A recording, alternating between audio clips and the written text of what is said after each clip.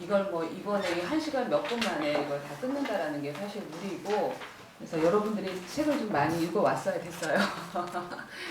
우리가 예수님을 믿는다고 하면서 성경에서 그게 제일 모르는 주제가 뭐일 것 같아요? 예수를 믿는다고 하는 우리들이 성경에서 제일 모르는 주제가 예수님이세요. 사실은 예수님을 제일 몰라. 그러니까는 그런 부분에서 참 이게 너무나도 신앙이 깊게 들어가야 되는데 그러지 못하는 것들을, 근데 오늘 이제 이 본문 말씀들이 그런 깊이 있게, 어떻게 보면 목사님들이 보통 설교할 때 이 부분들을 많이 이렇게 너무 중요한 데도 많이 다루지는 못하는 것 같아요. 그냥 일부분적인 것은 하더라도 전반적인 것은 못하는데, 우리는 한번 쭉 스케치하듯이 한번 보겠습니다. 우리 먼저 펴기 전에 요한복음 12장 19절을 한번 볼까요? 지금 어떤 분위기 가운데서 이것을 읽어야 되냐면은 19절. 자, 그러자 바리새파 사람들이 서로 말했습니다. 보시오, 온 세상이 예수를 따르고 있으니 이제 할 수 있는 것이 없지 않소. 이게 어떤 부분이냐면은 예수님께서 이제 그 종려 주일날 그 나귀를 타시고 예루살렘 성에 들어가시잖아요. 호산나 다윗의 자손이여 하시면서 얼마나 정말 그 당시 때 6월절 기간이기 때문에 인파는 얼마나 많은지 아시죠? 100만 명이 넘었다고 그랬잖아요. 그 많은 그 무리 가운데 열렬한 환호 속에서 지금 예수님은 입성한 거예요. 그러니까 이것을 보고 있는 바리새파 사람들, 또 기득권 제사장들, 이런 사람들이 지금 그 귀에 눌린 거야. 한마디로 눌려서 어찌할 수 없을 때 이 바리새파 사람들이 우리가 할 수 있는 게 하나도 없다. 아무리 예수를 죽이려고 모의를 하지만 너무나도 저렇게 인기가 많으니까 어쩔 수 없다. 이제 그런 가운데 있는 이 분위기예요. 그래서 주님께서 월요일 날은 이제 성전에 가서 성전 청소를 하시고, 화요일 날은 그 모든 바리새인들과 기득권 제사장들 또 모든 신학자들이 총동원해서 예수님과 거의 1대1로 신학 논쟁을 벌이잖아요. 결국 너는 누구냐 할 때 나는 하나님이다, 그리스도이다, 나는 곧 떠난다, 죽음과 여러 가지 많은 것을 선포하시면서 마지막 결론적으로 시편 110편 말씀에 너희가 그리스도가 다윗의 자손에게서 나온다고 했는데 그 다윗의 자손도 나를 주님이라고 그리고 고대했다라는 이 얘기를 하면서 그 모든 그 불망이 뭐죠? 이 논쟁의 어떤 그 핵을 자르는 그런 가운데서 주님께서 이제는 나오셔가지고 예루살렘 성 맞은편이 감람산이 있어요. 그쪽으로 나오시면서 예루살렘 성을 보시면서 오늘 할 본문 이 감람산 강론을 하시는 거예요. 그래서 우리가 23장과 24장은 연결되어 있는 본문이에요. 그래서 우리가 이 본문은 마태복음을 펴보겠습니다. 마태복음 24장.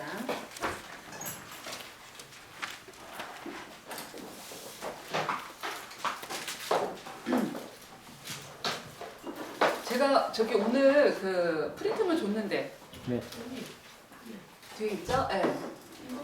프린트물 거기 있는 것도 다 하지는 못해요. 그냥 참조하세요. 공부하시고 지금 이 감람산 강론이라는 것은 감람산에서 이제는 여기서 보면은 이게 감람산 강론은 묵시문학이라는 걸 우리가 그때 다니엘서나 에스겔서 공부할 때 기억나시죠?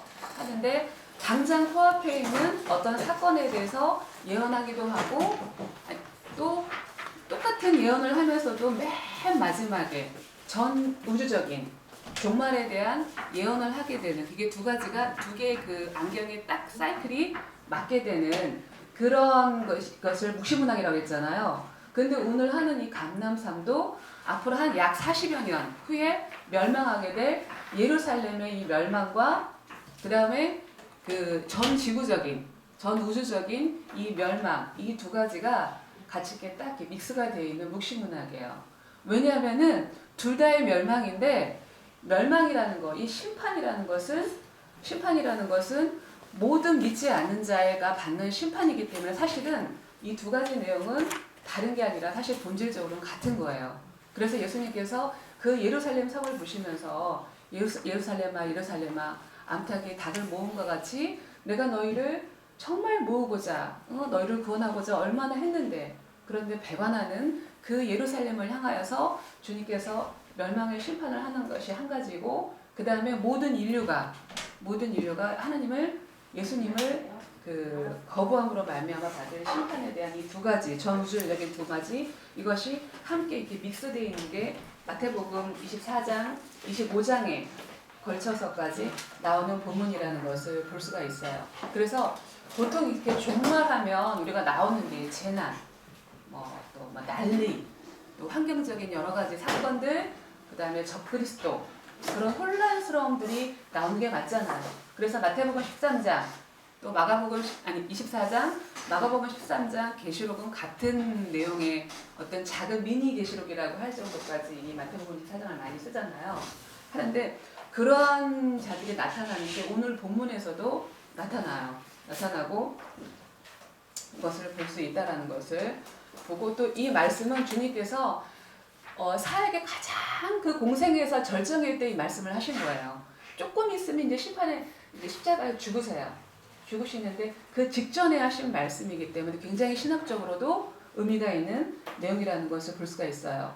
그래서 이 심판이라는 것은 이걸 통해서 우리가 알 수 있는 크게 두 가지 특징이 있다면은 이 하나님의 나라가 예수 그 십자가 사건으로만 끝나지 않고 이 십자가 사건을 통해서 하나님의 백성들은 구원을 받게 되고 그렇죠? 그런데 하나님은 이 십자가로 말미암아 하나님의 백성은 구원을 받게 되지만 또 다시 이 십자가로 말미암아서 하나님의 백성이 아닌 자를 가르는 거예요. 그러니까는 이 십자가에는 구원이 있고 심판이 있다라는 거. 그래서 예수님께서 십자가에 죽으시고 부활하는 그 순간부터 누군가에는 이미 구원이 열려진 거고 하나님 나라가 열어진 거예요. 그 시대가 도래한 거예요. 그러나 우리가 지금 살기는 멀쩡하게 살고 있지만은 믿지 않는 자에게는 이미 심판대 위에 올려져 있는 거가 똑같은 거예요.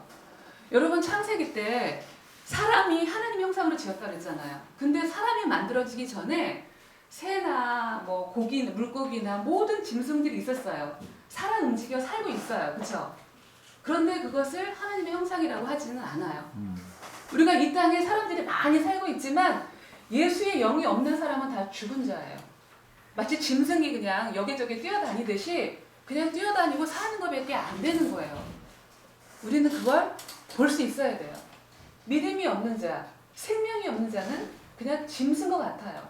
아무리 여기 번영과 문명과 여러 가지 많은 것을 이루어도 결국 그것은 짐승의 삶밖에 되지 않는다라는 것을 우리는 알고 있어야 돼요. 할렐루야. 아멘. 그렇죠? 그래서 이 십자가가 바로 그러한 큰 의미가 있고 또 이 예수 그리스도의 십자가 사건을 통해서 주어지는 이 심판, 월드people 속에 주어지는 것은 하나님의 최종 권위는 예수님이라는 거죠. 최종 권위는 그가 그 이름으로 말미암아 승계함으로 말미암아 하나님이신 것을 증거되었고 그 예수로 말미암는 이 모든 만물의 주인으로 삼아지는 그래서 예수 그리스도가 최종 권위가 된다라는 것을 우리가 이 심판을 통해서 이 강론을 통해서 우리가 알 수 있는 것을 보게 됩니다.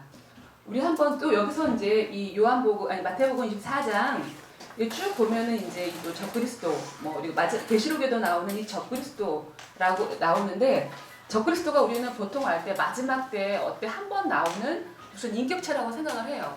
물론 어떤 인격체의 한 대표적인 사람이 나오겠죠. 그러나 성경에서는 이 적그리스도는 그래서 우리가 언젠가 올 그 어떤 인격체라고 생각하기 때문에 우리는 긴장하지 않아요. 그때가 되면 정신 차리지 뭐. 그리고 그때가 될 때가 누구일까 이런 거에 관심이 우리가 많잖아요. 그런데 성경적으로 봤을 때는 그 적그리스도는 이미 와 있다고 표현을 하고 있어요. 요한일서 볼까요? 4장 1절로 4절 우리 백인선 목사님 읽어주시겠어요? 요한일서 4장 1절로 4절 사랑하는 자들아 영을 다 믿지 말고 오직 영들이 하나님께 속하였나 시험하라. 많은 거짓 선지자가 세상에 나왔음이니라. 하나님의 영은 이것으로 알지니 곧 예수 그리스도께서 육체로 오신 것을 시인하는 영마다 하나님께 속한 것이요 예수를 시인하지 아니하는 영마다 하나님께 속한 것이 아니니 이것이 곧 적 그리스도의 영이니라. 오리라 한 말을 너희가 들었거니와 이제 벌써 세상에 있느니라. 자녀들아 너희는 하나님께 속하였고 또 저희를 이겼나니 이는 너희 안에 계시니가 세상에 있는 이보다 크심이라. 아멘. 3절에 나와 있잖아요. 그러니까는 이 적그리스도라는 그 실체라는 게 어떤 하나의 인격체이기도 하겠지만은 사실은 그 시대의 어떤 풍조, 시대의 사상, 뭐 시대의 정신이라는 게 있잖아요. 그 시대의 정신, 그리고 사람들 마음속에 있는 모든 어떤 개인이 갖고 있는 시대 정신이라든가 사상들이 있어요. 그런 풍조들, 그러니까 하나님을 거부하는 모든 풍조는 다 적그리스도인 거예요. 믿습니까?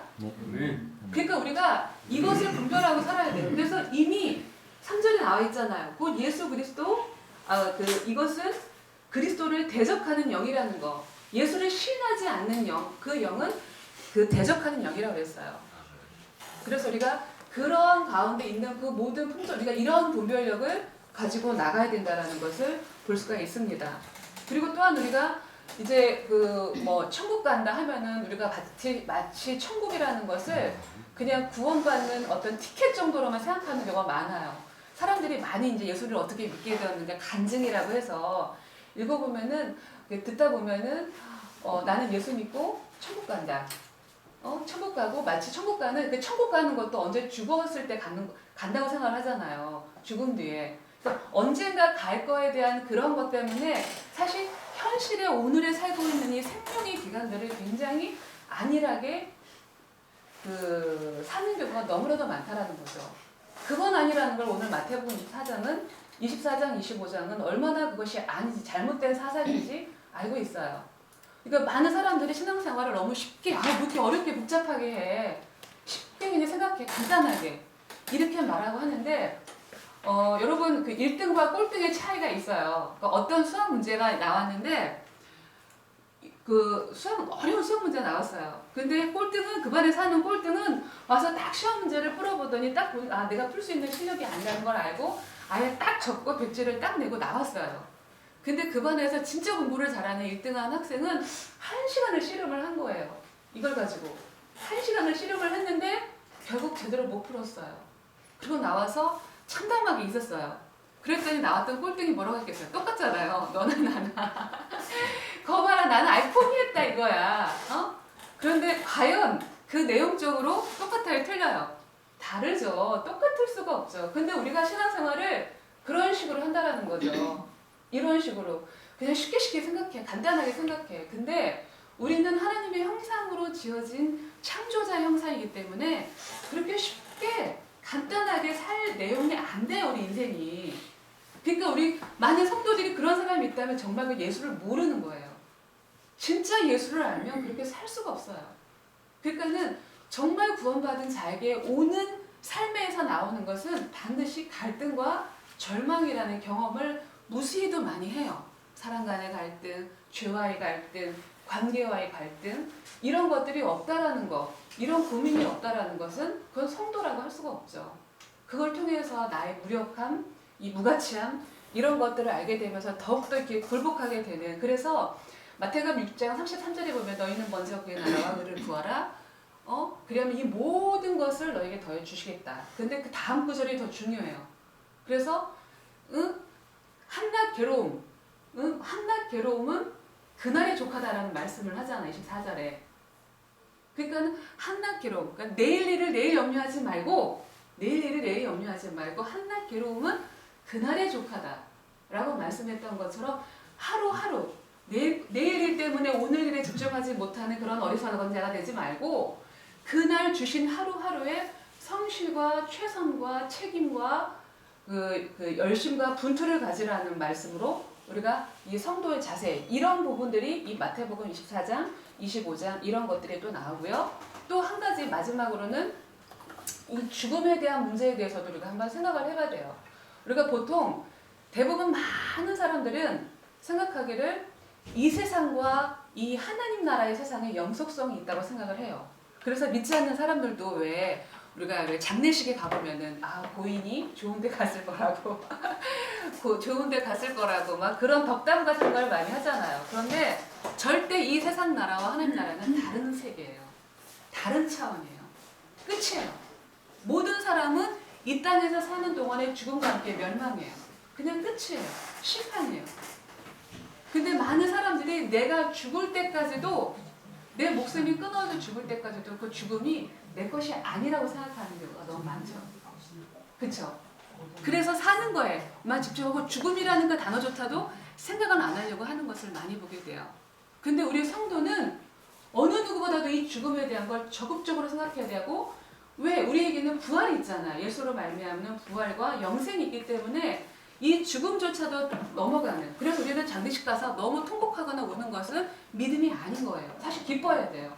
성도의 장례식에 가서는 기뻐해야 되고 감사해야 되고 영광을 돌려야 되는 게 맞다라는 거죠. 그래서 그러한 관점에서 우리가 한번 이 마태복음 24장을 한번 쭉 한번 보겠습니다. 자, 여기서 보니까 본문의 이 책의 내용이 보니까는 크게 첫 번째는 마태복음 24장 내용이 예루살렘의 성전 파괴가 있다고 말씀하고 있죠. 그래서 1장 2절에 24장 1절 2절에 보니까는 예수님께서 2절에 너희는 모든 것을 보이지 않느냐 내가 진실로 너에게 말하노니 여기 있는 돌 하나도 돌에 남지 않고 담궈져 버릴 것이다. 이게 정확하게 AD 70년에 그러니까는 AD 70년에 그 티투스 디도 장군이 예루살렘 성전을 완전히 파괴했던 사건이 있었죠.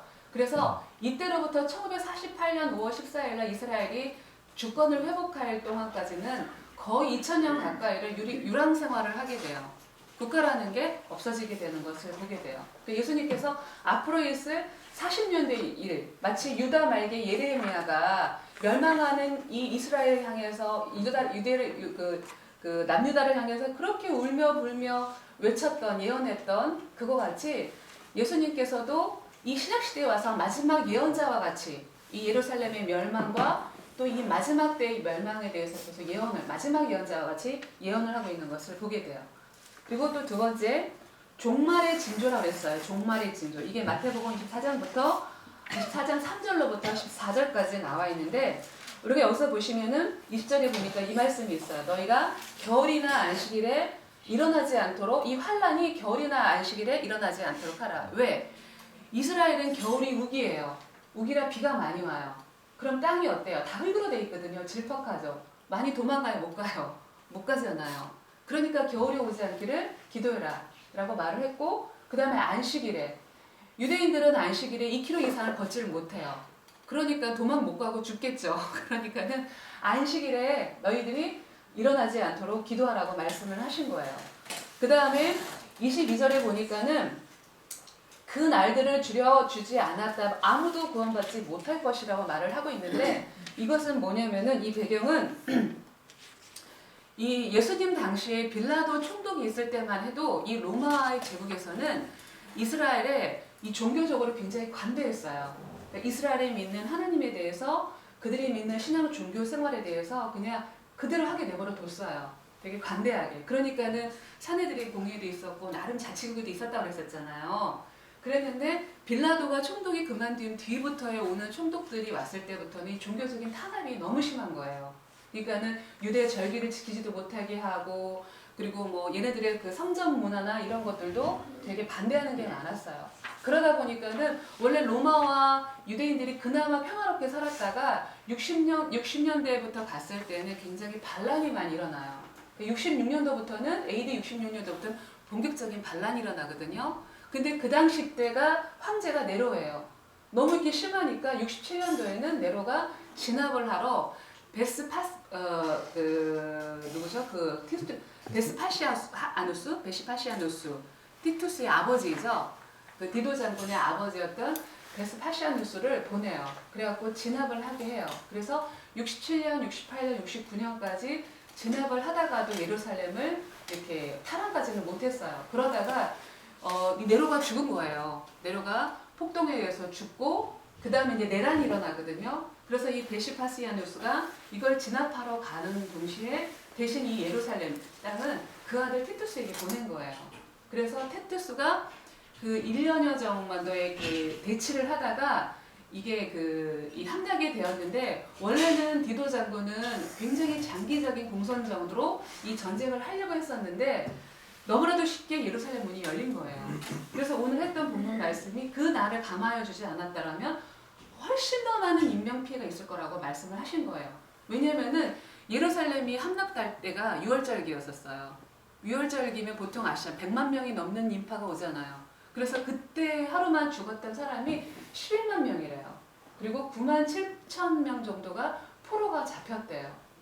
그리고 또 이제 마지막 그 마사다 한 거를 이제 항전을 하잖아요. 마지막 그 남쪽 지방이나 마사다에 갔을 때 거기에 이제 최후 항전을 하는데 부녀자 7명을 빼놓고는 나머지 970명이 자결까지 하는.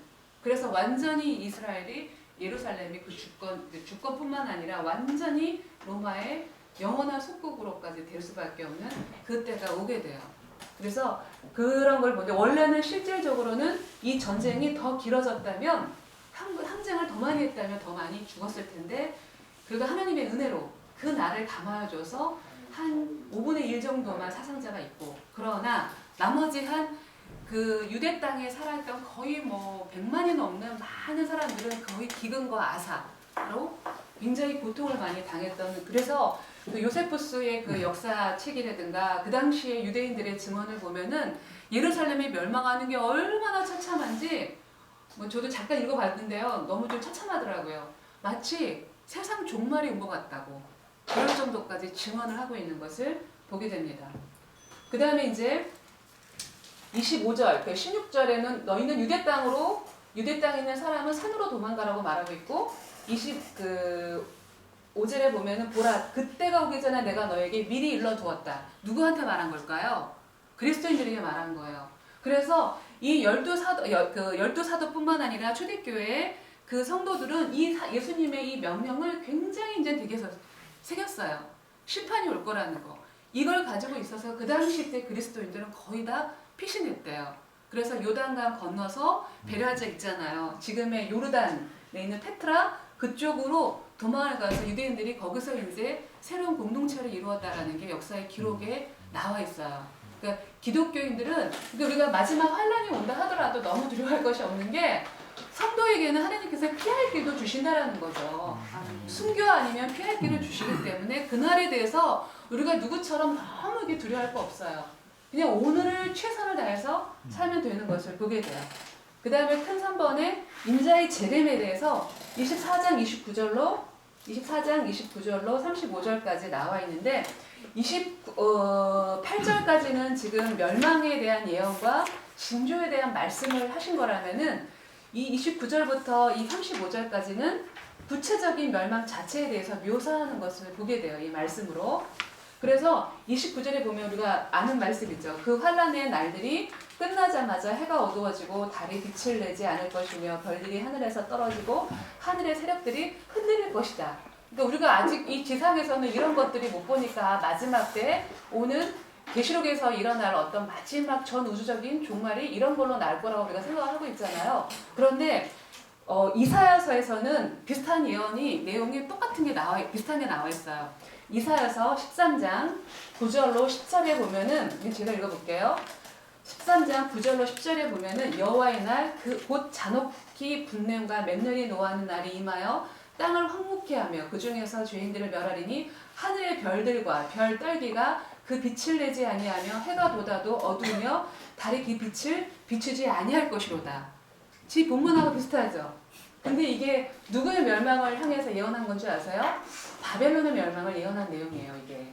그러니까 한 민족이 멸망해도, 한 국가가 멸망해도 이와 같이 표현한 것을 성경은 말씀을 쓰고 있는 거죠. 그러니까 예루살렘의 멸망이 이와 같은 멸망일 거다. 마지막 때의 멸망만이 아니라 이거와 같다고 말하고 있고, 또 이사야 34장 1절로 4절에도 이런 본문이 있습니다. 열국이여 너희는 나와 들을지어다. 민족들이여 귀를 기울일지어다. 땅과 땅의 충만한 것 세계와 세계에서 나는 모든 것이 들을지어다. 대저 여호와께서 만국을 향하여 진노하시며 그들의 만군을 향하여 보내사 분내사 그들을 진멸하시며 살육케 하셨은즉 그 살육당하는 자는 내어 던질바 되며 그 시체의 악취가 쏟아 오르고 그 피가 산들이 녹을 것이며 하늘의 만상이 사라지고 하늘들이 두루마리 같이 말리되 그 만상의 쇠자남이 포도나무 잎이 마른 것 같고 무화과 나무 잎이 마른 것 같을 것이다. 하늘이 두루마리처럼 말린다고 표현을 하고 있어요. 그리고 하늘의 만상이 사라진다고 있어요. 이게 마지막 때만이 아니라 이게 누구의 멸망이냐? 에돔의 멸망이거든요. 에돔의 멸망도 이와 같이 표현을 하고 있는 것을 보게 돼요. 그래서 이것을 그냥 무조건 마지막 때다 이렇게만 말 보지 마시고 왜? 종말이라는 건 예수님이 초림이 되는 그 즉시 그때부터가 우리는 이미 종말의 시대예요. 지금은. 그러니까 어떤 그 지구 끝에 마지막에 일만이 아니라 분명히 한 민족이 나라가 멸망에도 이와 같은 표현을 했다라는 것을 성경을 통해서도 볼 수가 있죠. 30절에 인자의 표적이 하늘에서 나타날 것이고 세상의 모든 민족이 통곡할 것이다 하는데 마지막 때에도 물론 모든 나라들이 그 예수님의 오심을 보고 구름 타고 오시는 걸 통곡을 하겠죠. 그런데 스가랴서에 봐도 그 스가랴서도 비슷한 내용이 있어요. 12장 10절 14절 본문을 읽지 않을게요. 스가랴서 12장 10절 14절에도 온 땅 각 족속이 그 통곡을 한다는 말씀이 나오는데 그것은 열방이 아니라 이스라엘 족속이었어요. 그러니까는 여기에서 통곡은 이스라엘의 통곡이기도 하다라는 것을 우리가 본문을 통해서 말씀하고 있죠. 그 다음에 그들은 인자가 능력과 큰 영광 가운데 하늘의 구름을 타고 오시는 것을 볼 게다 하는데 여기서 우리가 주의 인자 예수님이 능력을 가지고 근데 이 말씀의 앞에 전제는 마태복음 28장 20절이에요. 28절로부터 20절까지 우리가 그 지상명령 있잖아요. 그러므로 하늘과 땅에 있는 모든 권세, 모든 능력을 내게 주셨으니.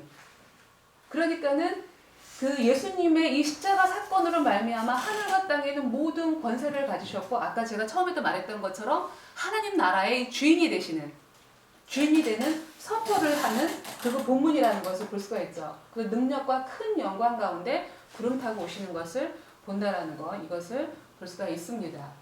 그래서 우리가 이 부분을 이제 확인할 수가 있고요. 그 다음에 이제 31절에 보니까는 그리고 인자가 큰 나팔 소리와 함께 자기 천사들을 보낼 것이며 그들은 하늘이 이 끝에서 저 끝까지 사방에서 그가 선택한 사람들을 모을 것이다. 이 본문도 항상 우리는 마지막 계시록 끝에 나오는 걸로만 하는데 분명하게 예수님의 구속 사건으로 말미암아서 이제는 이 구원이 하나님의 나라가 그 하나님을 믿는 이 신앙이 이스라엘에게만 극한된 것이 아니라 그리고 더 이상 성전 예배로만 극한된 것이 아니라 이제는 온 열방 가운데 믿는 자라면 다 구원을 하겠다라는 선포라는 것을 볼 수가 있죠. 지금도 이것은 역시 여전히 진행형이고 하고 있는 중이라는 것을 볼 수가 있습니다.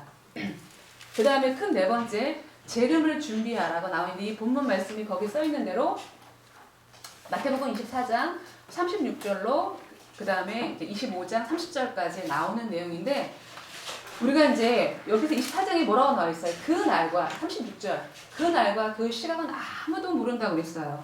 지금도 저도 한번 이 종말론 한 3개월 정도 한번 심취한 적이 있었어요. 하여튼 2011년도인가 어쨌든 굉장히 심취해가지고 물론 덕분에 깨어나긴 했지만은 있었는데 이 종말론을 강조하고 지금도 인터넷상에 굉장히 이게 많아요. 얼마나 이 사이트가 많은지 몰라요. 뭐 언제 그 시기와 때에 대해서 그리고 뭐 세계 정부다 뭐다 해가지고 베리칩이다 뭐다 해가지고 굉장히 이것으로 왜 이건 너무나도 인기 있는 과제예요.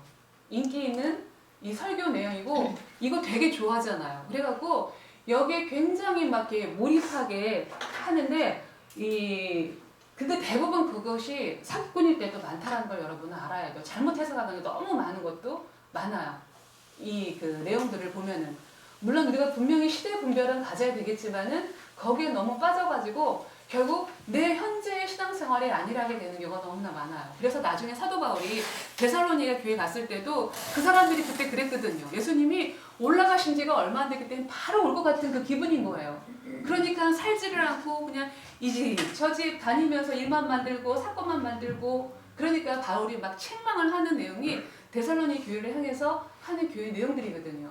그러니까는 우리가 아까 그 재림에 대한 거 그때 시기 근데 여기서 분명히 아무도 모른다고 했고 여기서 36절에 7절에 보니까는 그때는 어느 때와 같이 온다고 그랬죠? 노아의 때와 같이 온다고 그랬어요. 마치 우리가 이 멸망이 뭐 지구적인 무슨 사건들, 뭐 재난, 사실 재난, 지진, 기근 이건 이때 마지막 때만 오나요? 수천 년 동안 계속 해왔던 거예요. 전체 우리가 제국 역사 공부했잖아요. 얼마나 난리와 민족이 민족을 지진과 기근과 처처에 이런 것들이 얼마나 많았어요. 지금도 여전히 진행형이에요. 근데 그런 것으로 지구가 자폭하지는 않는다는 거죠. 어떤 큰 사건이 나와서가 아니라 너무나도 항상 평생을 살 것 같은 천년만년 살 것 같은 평범한 삶 가운데서 갑자기 노아의 때 그때 이 시판 홍수가 온 거 아니에요. 예수님이 그렇게 오신다라는 거예요.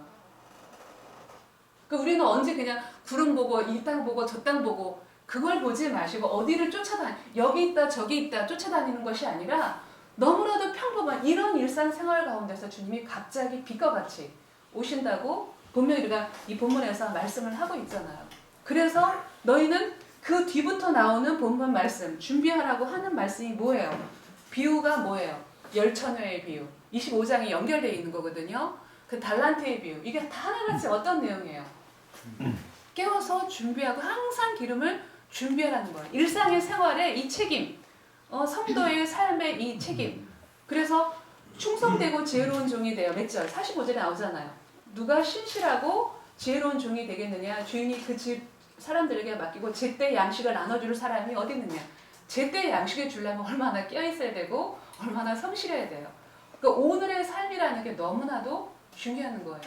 그래서 우리가 오늘을 사는 거 오늘을 그리스도인으로 사는 것이 너무나도 중요하다는 것을 보게 됩니다. 그 다음 마지막으로 최후의 심판 마태복음 26장 31절로 46절에 보는데 여기 32절에 보니까 뭐라고 나와 있죠? 그 마태복음 먼저 이제 25장에 볼까요? 잠깐 32절에 보니까는 양을 가려내듯이 인자는 그들을 가려낸다고 했어요. 그러니까는 마지막 때가 되면 왜 그랬잖아요. 성경에 이 마태복음 25장 24장에도 둘이 맷돌을 가 하나는 대리감을 당하고 하나는 남겨지고 밭을 잇는데 하나는 대리감 당하고 남겨진다. 이것은 마치 무슨 뭐 휴거 뭐 이렇게만 생각할 게 아니라 두 종류의 사람이 생긴다라는 거예요. 마지막 때가 되면 딱 두 종류의 사람.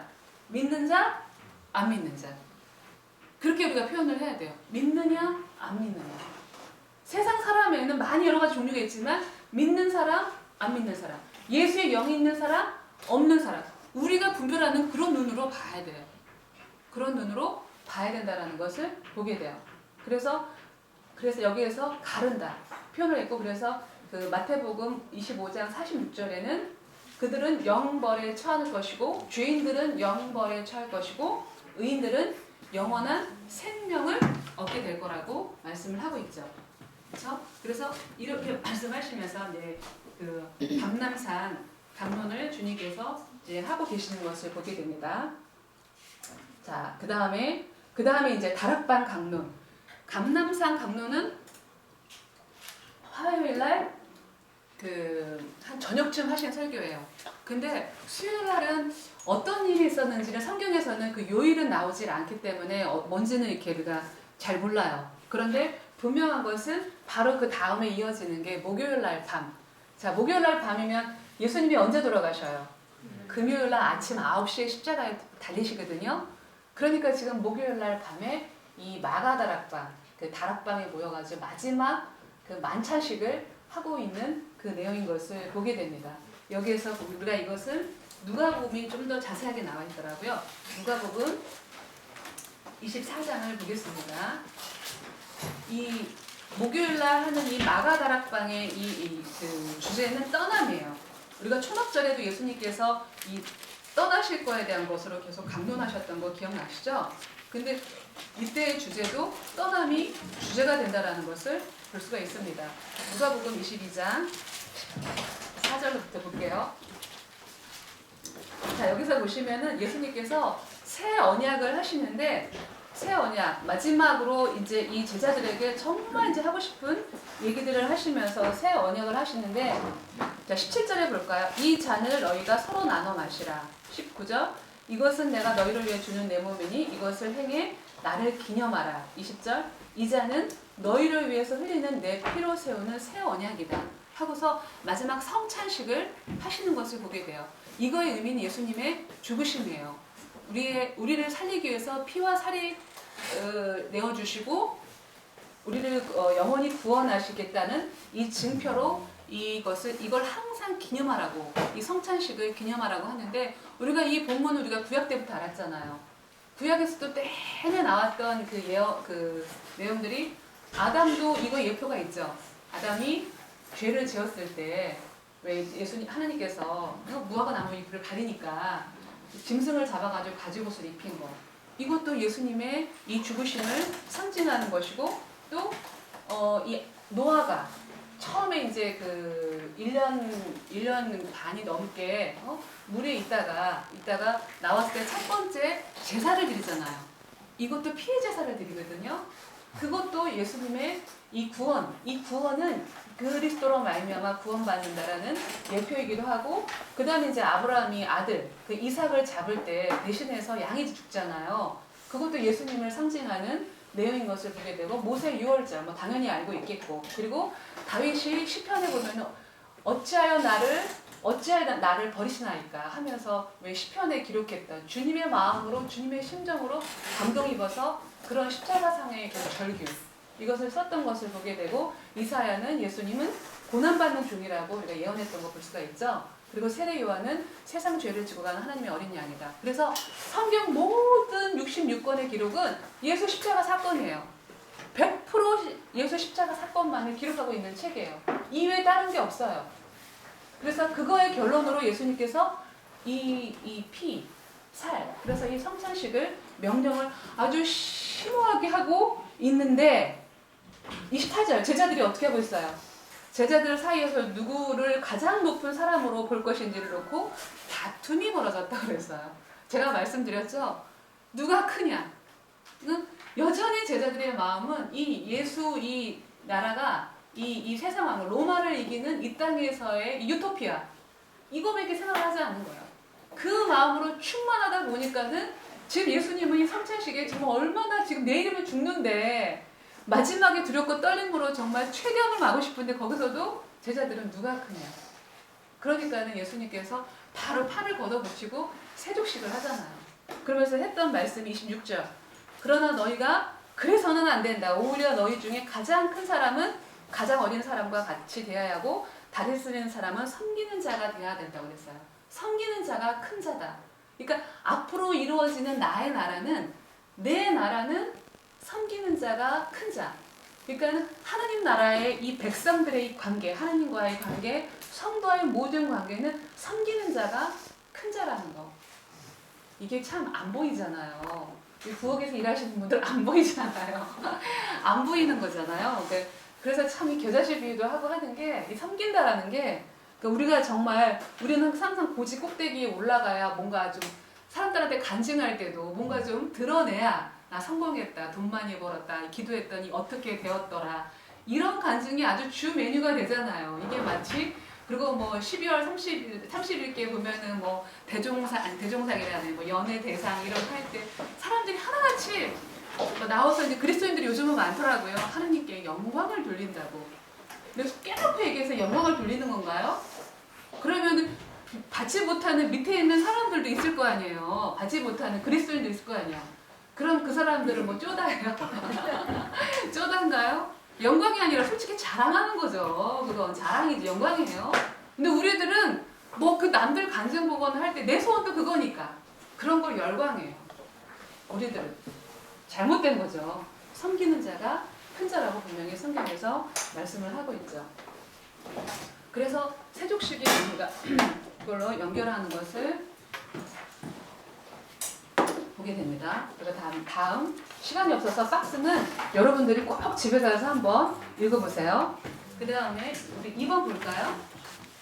떠나시다라는 개념으로 이 강론이 시작되었다 그랬어요. 요한복음을 읽겠습니다. 요한복음 떠나신다. 다시 13장.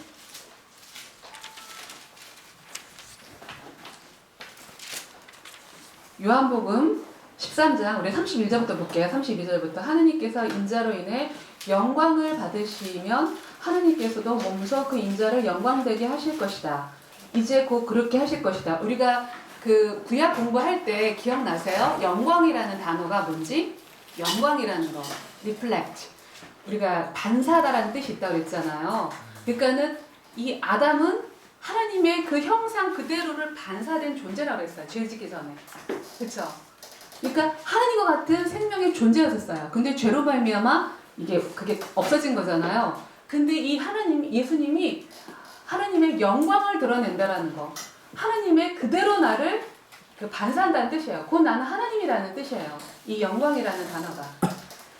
그래서 하나님께서 이제는 그 영광을 받을 때가 되었다라고 말씀하고 있죠. 그래서 3절에 보니까 자녀들아 이제 잠시 동안은 내가 너희와 함께 있을 것이나 그러나 너희가 나를 찾을 것이다. 내가 전에 유대 사람들에게 말한 대로 전에 유대 사람 누구죠? 초막절 때 많은 그 민중들 특히 이 신학자들 이 바리새인들 앞에서 했던 주제가 이 떠남이잖아. 나는 내가 온 곳으로 다시 떠날 것이다. 난 위로부터 왔다. 왜 그 기억나시죠? 그것을 똑같이 말씀하시는 거예요. 전에 유대 사람들에게 말한 대로 너에게도 말하는데 내가 가는 곳을 너희는 지금은 올 수 없다. 내가 너에게 새 계명을 준다. 서로 사랑하라. 내가 너희를 사랑한 같이 너도 서로 사랑하라. 너희가 서로 사랑함 이로써 모든 사람이 너희가 내 제자인 줄을 알리라. 이 의미를 이제는 이게 무슨 말인지를 14장에서 주님께서 이제 설명을 하시기 위해서 계속해서 내가 떠난다. 곧 떠날 거다. 이것을 말씀하고 있는 것을 보게 돼요. 자, 그 다음에 그런데 떠난다고 하니까 이 베드로와 예수님의 이 대화가 아주 또 기가 막힌 대화가 나오죠. 그래서 이제 여기 보니까는 베드로가 그래요. 아니 주님 어디 자꾸 떠난다고 하십니까? 그랬더니 내가 가는 곳에는 너희가 지금은 올 수 없지만 나중에는 오게 될 것이다. 주님이 대답하죠. 그랬더니 베드로가 주여 어째서 제가 지금은 주님을 따라갈 수 없습니까? 주의를 위해서라면 목숨이라도 바치겠습니다. 이 목숨이라도 바치겠다는 이 말이 몇 시에 했을까요? 밤이니까 아마 한 8시? 9시? 근데 닭이 새벽닭 울기 전에 우다 그랬잖아요. 새벽닭은 보통 몇 시에 울죠? 한 새벽? 그쵸. 4시, 5시. 그러면은 이 말이 불과불 8시간 후면은 범벅이 될 내용이에요. 근데 이 사도 베드로가 목숨이라도 바치겠다고 말씀을 하고 있어요. 아마 베드로가 생각하는 이 목숨은 주님 혁명 정부만 일으키십시오. 목숨을 막 요즘 뭐 그러잖아요. 이런 거 뭐 운동권 애들 막 몸에다 불살 나가지고 또 그냥 다 죽잖아요. 막 그런 마음으로 아마 베드로가 했을 거예요. 그런데 여러분이 아시겠지만 베드로는 그렇게 칭찬을 많이 받지 않았어요. 성경에 보면 맨날 그냥 뭐 말만 하면 혼나고 딱 한 번 칭찬받았던 게 뭐죠? 그렇죠. 주는 그리스도시요 살아계신 하나님. 그때 딱 한 번. 그런데 조금 더 흥분했더니 이 사단아 물러가라. 그래가지고 보통 흥분도 이 베드로가 꼭 한국 사람 같아. 열정도 많고 흥분도 잘하고 눈물도 많고 의리도 있고 용감하고. 그런데 이 베드로의 이 부분을 성경에서 등장하는 데에는 성경에서 대체적으로 그 우리의 신앙과 우리가 생각하는 신앙과 성경이 말하는 신앙이 차이가 있을 때 대표적인 인물로 쓰는 인물이 베드로예요. 인간의 열심, 인간의 그 의로움, 착함, 이런 것들. 이런 건 신앙이 아니라는 거예요. 우리가 이 베드로를 봤을 때는 그걸 봐야 돼요. 그러니까 사람의 그 오는 그 열심으로 하는 것으로는 신앙이, 성경에서 요구하는 신앙이 아니라는 거죠. 그래서 베드로는 세상적인 기준으로 봤을 때는 되게 좀 좋은 사람이에요. 의도 있고, 그리고 마청이잖아요. 어떻게 보면 예수님보다도 나이가 조금 더 많을 수도 있어요. 뭐 그 나이 때는 알 수 없지만은. 그리고 12사도 중에서도 제고 수장이기도 하는데, 그런데 이 베드로가 가졌던 것은 이 종교적인 열심이었죠. 이 종교심이라는 게 이 기독교의 가장 큰 적 중에 하나거든요. 이 종교심, 인간적인 것. 그래서 왜 예수님께서 나가 죽겠다, 가이사랴 빌립보에서, 죽음의, 베드로의 그 고백 위에 그 죽음을 말씀을 하셨는데, 주님 내가 죽지 말라고 내가 함께 하겠다 했더니 주님께서 뭐라고 했어요? 너는 그건 사람의 일이라고 하고 있잖아요. 하나님의 일을 방해한다고 말하고 있잖아요. 그러니까 하나님의 기준의 신앙과 사람의 신앙의 기준을 우리가 정말 분별을 많이 해야 돼요. 근데 대부분은 교회 목사님들이나 교회에서는 열심히 봉사하고 헌금 많이 하고 사역 많이 하고 물론 이게 귀하지 않다라는 게 아니에요. 근데 그 보여지는 것이 어떤 신앙의 기준되어서 잣대를 가르는 게 너무나도 많아요. 보기에는 정말 이렇게 정말 너무나도 궁상맞고 왜 저러고 사나 하지만은 우리가 그 사람 속을 어떻게 알아요? 근데 그가 정말 하나님의 나라를 위해서 고분분투하고 있는지 어떻게 아냐고요. 그래서 우리가 사람을 보는 눈으로 우리가 그 판단하거나 하는 것이 얼마나 위험한 신앙인가 그런 것을 우리가 다 한 번 더 볼 수가 있습니다. 그러니까 베드로가 이 타고 나니까는 사실 베드로의 이 마음은 대표성의 원리로 사실 12제자의 마음이었을 거예요. 예수님이 죽겠다 하니까는 죽지 마십시오 하는 그 마음이었을 거예요. 근데 베드로가 딱 혼나잖아요. 네가 오늘 달기 울기 전에 나를 3번 부인할 것이라고. 그러니까 아마 여러분 생각해보세요. 그 분위기가 얼마나 썰렁했겠어요. 아마 그냥 뜨거운 이 마음, 막 불타오르는 이 충만한 이 시간에 아마 물을 확 끼얹는 그런 마음이었을 거예요. 그런 가운데 이제 베드로가 코가 푹 빠져가지고 앉아 있는데 그때 이제 예수님께서 하시는 말씀이 요한복음 14장 1절에 너희는 마음에 근심하지 말라. 하나님을 믿으니 또 나를 믿으라. 내 아버지 집에 있을 곳이 많이 있다. 그렇지 않았다면 너희에게 미리 말해 두었을 것이다. 나는 너희에게 있을 곳을 마련하기 위해 간다. 내가 가서 너희가 있을 곳을 마련하면 다시 와서 너희를 내게로 데려갈 것이다. 그러면 너희도 내가 있는 곳에 함께 있게 될 것이다. 여러분은 이 내용이 14장, 15장, 16장, 17장 계속 이 말을 반복하시는 것. 얼마나 이것을 주님께서 당부하신. 그러니까 지금 예수님은 내일 이제 몇 시간 안 있으면 죽으세요. 십자가에 달리세요. 그런데 지금은 너무나도 철딱선이 없는 제자들 하면서 계속해서 베드로가 부인하고 얼마나 그 절망 가운데 있을 것도 주님은 아신 거예요. 그러니까 근심하지 마라. 내가 곧 온다라는 말씀을 통해서 하고 있죠. 그래서 그러니까 도마가 뭐라고 그래요? 주여, 주께서 어디로 가는지 모르는데 그 길을 우리가 어떻게 알겠습니까? 한마디로 하나님, 주님 가는 좀 주소 좀 가르쳐 주세요. 이런 대답으로 이제 그 도마가 말을 하죠. 근데 그랬더니 주님께서 나는 길이요 진리요 생명이니 나를 통하지 않고는 내가 그 길이다. 아버지께로 갈 수 없다. 내가 길이다. 내가. 이것은 초막절에도 했던 내용이잖아요. 내가 길이다. 내가. 그 말씀 그래서 너희가 나를 알면 내 아버지도 알았을 것이다. 이제 너희는 내가 아버지를 알고 너희는 이제 아버지를 알았고 내 아버지를 보았다. 그랬더니 빌립이 또 뭐라고 그래요? 동문서답을 해요. 하나님을 보여달라고 그러죠. 여기에서 8절에 보니까 주여 우리에게 아버지를 보여주십시오. 그랬더니 주님은 너무 답답하게 이제 빌립아 내가 그렇게 오랫동안 너희와 함께 있었는데 너가 나를 모르느냐? 누구든지 나를 보는 사람은 아버지를 본 것이다. 그런데도 너가 어떻게 우리에게 아버지를 보여주십시오라고 말을 하냐고 말씀을 하고 있어요. 여러분 이게 굉장히 중요한 말이에요. 출애굽기 33장 20절에 보면은 구약시대에서 많은 그 시대의 사람들은 평생에 아브라함처럼 모세처럼 엘리야처럼 하나님을 한번 아련하는 거 한번 보는 게 소원이었어요. 그런데 출애굽기 33장 20절에 보면은 하나님을 보면 바로 즉사한다고 나왔어요. 성경에는 왜? 죄로 말미암아 영광이 생명이 떠나갔잖아요. 우리 안에서. 그런 상태에서는 하나님을 보게 되면은 그 영광 앞에 즉사를 해요. 그래서 출애굽기 30장 그래서 구약에 내놓으면 하나님을 숨으세요. 우리를 위해서 숨으세요. 모든 육신 왜? 거룩과 죄는 공존할 수 없어요. 거룩과 공의는 하나님의 본질이기 때문에 절대 죄와 더러운 것과 공존할 수 없거든요. 그렇기 때문에 우리가 하나님을 본다라는 건 얼마나 무식한 말인지 그러니까는 이 신학 시대에 왔을 때도 많은 하나님 보여달라. 보면 믿겠다. 지금도 그러잖아요. 지금도 그러고 그리고 지금 이 빌립조차도 그렇게 3년 동안이나 공생에서 믿었는데도 하나님 보면 어떻게 된다라는 정말 이 성경을 모르는 거예요. 무식한 거예요. 보는 즉시 죽는 건데. 그래서 우리가 로마서 1장에도 보면 우리가 하나님을 계시했다고 그랬잖아요.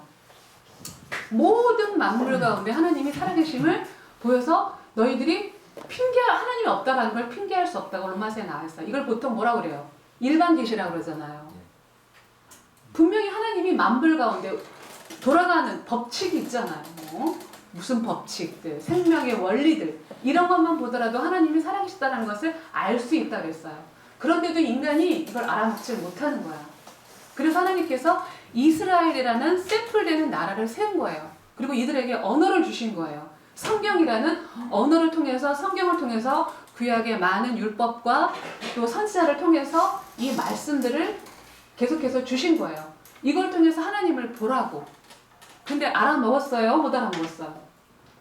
그러니까는 이 히브리서 그 1장에 보니까는 뭐라고 나오냐면은 맨 마지막에 예수 그리스도 요한복음 1장 18절 뭐라고 나오죠? 지금까지 하나님을 본 사람이 없으되 독생자께서 하나님을 드러내 주셨다고 나와 있잖아요. 우리 요한복음 1장 공부할 때.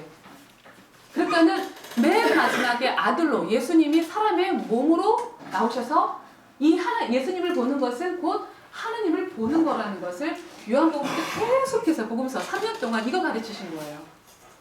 그런데 이 3년 동안 따라줬던 제자들조차도 사실 빌립의 이 질문은 제자들의 질문이겠죠. 그나마 용기를 내서 아마 빌립이 이걸 말한 걸 거예요. 그런데 나를 본 자는 하나님을 본 거다. 너희는 나를 알 수 있지 않느냐고 말씀하시는 거예요. 그래서 그런 내용이 볼 수가 있고요. 그 다음에 이 빌립과의 대화에서 굉장히 중요한 조직신학적으로 중요한 삼위일체에 대한 거에 대해서 우리가 한 번 더 짚고 넘어가야 될 것을 봅니다. 우리가 또 잠깐 그 이전에 한 가지 더 말씀을 드리는 것은 여러분들이 우리가 막 집회다, 뭐 치유사역, 또 뭐 성령 집회 이런 거 많이 하잖아요. 막 몸이 안진뱅이가 일어나고 병자가 낫고 그러면 하나님이 살아있다 이런 거 하는데 사실 그런 거 너무 많이 쫓아다니는 것은 그렇게 바람직하지 않다고 저는 봐요. 분명히 이 신약시대 때도 많은 사람들에게 예수님께서 얼마나 많은 기사와 이적 우리가 그동안 복음서 공부했던 거 했어요. 그런데도 안 믿었어요. 출애굽기 할 때도 어때요? 그 홍해를 건널 때 바다가 갈라졌잖아요. 건너면서 봤을 거 아니에요. 물속에 그 바닷 물속에 고기들이 막 헤엄쳐가는 거 옆에서 우리 그때 모세 그 이집트 왕자가 그 영화에 보면 나오잖아요. 실제로 그런 것처럼 그런 기적을 봤어요. 봤는데도 며칠 못 가서 우리 굶어 죽게 한다고 모세한테 원망을 하잖아요. 이게 인간이에요. 그리고 12제자에게도 가이사라, 빌립보에서도 하나님의 음성 들었어요. 그 헐몬산에서도 변화산에서도 이 세 제자는 하나님의 음성도 들었어요. 그리고 초막절 끝나고 나서 막 하나님의 말씀을 선포하니까 이 내는 내 사랑하는 자요, 내 기뻐하는 자라 이 음성도 들렸었잖아요. 방금 전에 며칠 전에. 그러니까 막 사람들이 자지러졌잖아요. 그런 걸 봤는데도 안 믿는다니까요. 그러니까 그거 본다고 믿는 게 아니에요. 그러니까는 근데 우리는 어때요? 신약시대 때 우리는 어때요? 우리가 예수님을 봤어요. 기적을 봤어요. 뭘 봤어요? 사실 신약에 있는 12사도보다도 우리의 믿음이 훨씬 더 귀한 건지를 알아야 돼요. 할렐루야. 자부심을 가져야 돼요. 우리는 그런 거 보지 않고도 우리는 믿잖아요. 표적을 보지 않고도 믿잖아요. 이 믿음이 큰 믿음이라고 나중에 도마에게도 하잖아. 그러니까는 그러한 거 우리가 그걸 못 봤다고 너무 섭섭해하지 마시고 정말 믿음이 우리 안에 있는 거예요. 할렐루야. 거기에 집중해야 되는 것을 보게 됩니다. 자, 그 다음에 이제 빌립의 두 번째 대화가 여기에서 나온 두 번째 대화가 그 이전에 14장 그거 하나만 더 볼게요. 이거 우리가 많이 빌립의 그 삼위일체에 대한 얘기를 하기 전에 자 11절과 12절 한번 볼까요? 내가 너희 안에 있고 아버지께서 내 안에 계시다는 것을 믿어라. 믿지 못하겠던 것은 내가 행하는 그 일을 보아서도록 믿어라. 이게 무슨 말인가? 자, 그러면은 여기서 예수님이 행하신 일이 뭐예요? 예수님이 행한 표적을 보고도 믿으라고 분명히 초막절에서도 얘기를 했었죠, 앞에서. 그런데 그러면 예수님의 표적, 행한 일이 뭐예요? 분명히 모든 기사와 표적을 말할까요? 아니에요. 모든 표적을 한마디로 예수님께서 누구의 표적이라고 그랬죠? 요나의 표적이라고 했잖아요. 표적은 요나의 표적밖에 없는 거예요. 그것을 깨닫게 하기 위해서 기사와 이적도 행하신 거예요. 그러면 요나의 표적은 3일 만에 죽으시고 부활한다라는 그 내용이 깔려 있어요. 그러면은 예수님께서 분명히 너희가 나는 지금 못 믿어도 앞으로 내가 할 그것을 봐서라도 나를 믿으라고 한 내용이에요. 그런데 12절에 보니까 더 아주 부담되는 말씀이 있어요. 내가 진실로 너에게 말한다. 누구든지 나를 믿는 사람은 내가 하는 일도 할 것이요 이보다 더 큰 일도 할 것이다.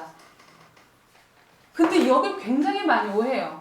그 많은 사람들이 예수님도 어마어마한 기적을 했는데 그럼 나도 죽은 사람을 살리고 뭐 떡도 이제는 5,000명이 아니라 5만 명도 먹여 살리고 뭐 이런 일을 한다는 건가? 목사님 그런 기적 해가세요? 그러면 어때요? 믿는 거 아니네요. 믿으면 더 한다는데. 믿으면 한다고 그랬잖아요. 그게 아니에요. 이런 거 잘못 해석해가지고 무슨 완전히 신민주의 이론으로 빠지는 경우가 많은데 더 큰 일이라는 건 뭐냐면 예수님께서 지금 그렇게 3년 반 가까이 공생애를 했는데 구원을 한 명이라도 했어요? 못했어요? 사실은 못한 거예요. 왜? 십자가에 달리셨을 때 12제자도 다 도망갔어요. 도망갔다고요. 예수님 홀로 다니신 거예요. 사실은. 그쵸? 죽음으로 끝을. 사실은 예수님은 근데 성령님이 오시니까 그 비실비실 대던 제자들이 그 성령이 마음 안으로 오니까는 막 감동을 받으니까는 그날로 첫 설교를 베드로가 했는데 3,000명이 돌아왔다고 했죠. 그리고 5,000명이 되고 사도행전에 보면은 그 당시 때 예수 믿는 사람이 수만 명이라고 했어요. 이 이스라엘 땅에만. 그러니까는 진짜 신약시대는 성령이 오신 때부터 시작하는 거예요. 예수님은 구약의 옷을 입고 마지막으로 죽으신 거예요. 마지막이 돼서 완성을 하신 거예요. 주님에게 피 흘리듯 딱 끝난 것은 죄악으로 끝난 거예요. 근데 진짜 신약시대는 성령으로 말미암아 온다라는 거죠. 그러니까는 예수님이 육신으로 갖고 왔기 때문에 공간도 제약을 받으시고 지역적으로도 공간 받으세요. 근데 성령이 임하면 지역적으로도 공간적으로도 제약을 받지 않잖아요. 그러니까 더 큰 일을 한다라는 게 이런 의미예요. 할렐루야. 그래서 우리가 예수님이 그 사도행전 이후에부터 오는 그 수많은 그 민족적으로 돌아 복음이 와서 지금까지 오는 성도들이 얼마나 많겠어요. 그리고 지금은 막 방송이다 뭐다 해가지고 삽시간에 또 믿게 되는 이런 게 이게 다 성령의 사역. 이게 바로 더 큰 일이라는 거예요. 할렐루야. 그러니 주님께서 성령이 오시기까지 기다려라. 이걸 아시니까 얼마나 이게 중요한 내용인 거예요. 그리고 또 한 가지 중요한 내용 중에 하나가 이제는 빌립과의 대화에서 여기서 잠깐 보면은 제가 오늘도 잠깐 저 여러분에게 그 니케아 그 콘스탄티노플 심지어 이건 공부는 안 할게요. 그 공부는 안 하는데 그냥 한번 읽어보세요. 오늘 하려면 시간이 없어요. 하는데 빌립과의 대화에서 중요한 말이 이 말이 많이 반복하죠. 내가 너희 안에. 자 10절에 보니까는 내가 아버지 안에 있고 아버지가 내 안에 계시다는 것을 알지 못하느냐? 그 다음에 그 14절에 보니 그 다음에 내가 아버지 11절 아버지 안에 있고 아버지께서 내 안에 계시다는 거. 이게 무슨 말이야? 내가 아버지 안에 있고 아버지가 또 내 안에 있어. 누구 안에 있는 거야? 이런 말씀 있잖아요. 그죠? 그러니까는 아버지가 나 안에. 그 다음에 또 이번에 보니까는 성자와 성령과의 관계가 또 뭐라고 했냐면은 뭐라고 나와 있냐면 요한복음 14장 15절 그 쭉 나와 있죠. 본문 말씀이 16절에 보니까는 성령님을 보냈는데 예수님의 중보로 하나님이 보내신다고 나와 있죠. 16절 14장에. 그죠? 그 다음에 15장 26절에 보니까는 예수님께서 이 성령을 또 보내겠다고도 나와 있어요. 그리고 16장 7절에도 예수님이 보내신다고 나와 있어요. 요한복음에만 이 삼위일체에 대해서 좀 자세하게 나와 있는데 성령님은 하나님이 보내시기도 하고 예수님이 보내기도 한다고 해요. 이게 그리스도 정교, 응? 러시아 종교 아시죠? 러시아 종교는 성령님은 하나님만 보낸다고 나와 있어요. 믿고 있어요. 여기에서도 기독교하고 갈리는 거예요. 또 잘못 해석하고 있는 거죠. 그러니까는 성령님은 예수님이 보낸다고도 하고 또 하나님이 보낸다고 말씀을 하고 있어요. 그런데 또 여기에서 보니까는 이 로마서 8장 9절을 잠깐 한번 읽어주시겠어요?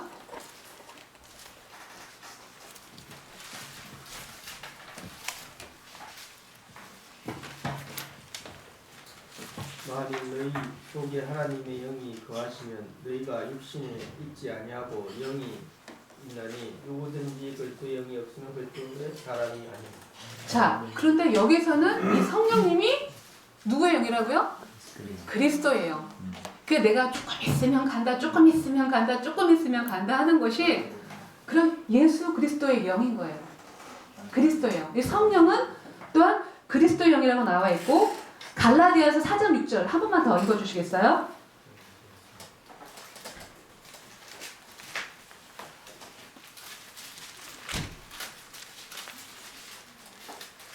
너희가 아들임으로 하나님이 그 아들의 영을 우리 마음 가운데 보내사 아빠 아버지라 부르게 하셨느니라. 아멘. 아멘. 자, 그럼 성령은 누구예요? 아들이에요. 근데 이 성령은 하나님의 영이라고도 표현을 하고 있고 아들의 영, 그리스도의 영이라기도 하고. 그러니까 이게 이제 여기에서 이제 신학적인 논쟁이 있는데 우리가 지난번에 예전에 우리 했던 거 기억나세요? 삼위일체에 대해서 웨스트민스터 신앙 고백에서 단일한 신격 안에 본체와 능력과 영원성이 하나이고, 그러니까 동일한 권능, 동일한 신성, 동일 신성을 가지고 있으나 한 하나님이시나 그러나 분명히 새 인격이 있다고 했어요. 새 역할이 있고, 그죠? 있으니 성부 하나님, 성자 하나님, 성령 하나님이시다. 성부 하나님은 아버지 아무에게서도 나오지 않고 출생하지도 않았고, 여기서 우리가 알아야 되는 게 여호와의 증인은 영원 속에서 예수님 독생자 나았다 표현하니까는 영원 속에서 창조된 분이라고 생각해서 예수님을 신성을 부인해요. 예수님을 안 믿는 거예요. 그러니까 우리가 그냥 무조건 그냥 싸우지 마시고 목만 닫지 마시고 분명하게 가르쳐줘야 돼요. 우리가 말씀을 통해서. 그래서 영원한 신성, 분명히 히브리서 볼까요? 히브리서 몇 장, 1장을 한번 어느 한 분이 1장 한번 2절로 3절 볼까요? 한번 읽어주세요. 어느 분이 히브리서 1장 2절 3절. 이 모든 날 마지막에 아들로 우리에게 말씀하셨으니 이 아들을 만유의 후사로 세우시고 또 저로 말미암아 모든 세계를 지으셨느니라. 이는 하나님의 영광의 방식이요 본체의 형상이시라.